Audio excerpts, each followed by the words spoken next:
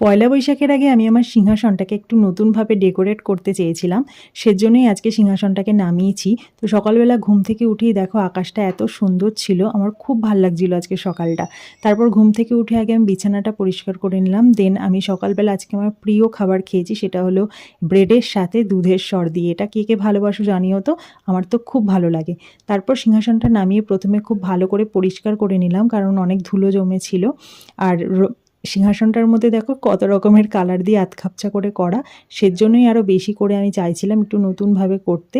তো আমি একটা উডেন কালার এনেছিলাম, সাথে একটা গোল্ডেন কালার এনেছিলাম।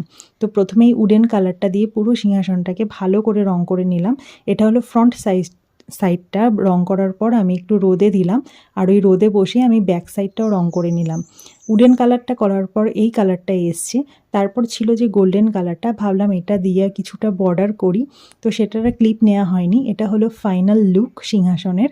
আর একটা টুল ছিল, আমি সেটাও রং করে দিয়েছি। তো সিংহাসনটা সাজানোর পর কীরকম লাগে তোমাদের দেখাচ্ছি। তো এই হলো আমার সিংহাসনের ফাইনাল লুক, তোমরা অবশ্যই জানিও কীরকম লাগছে।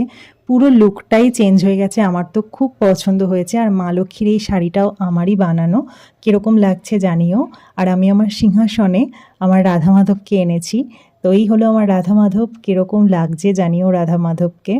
তো রাধা মাধবের জন্য যেন আমি একটা সিংহাসন করতে পারি, রাধা মাধবের কৃপা থাকলে অবশ্যই কোনো একদিন সম্ভব হবে।